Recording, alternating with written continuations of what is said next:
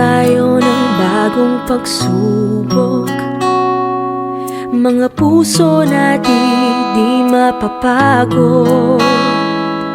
Abutin ng kamay na handang tumamay. Mga puso natin di mapapagod.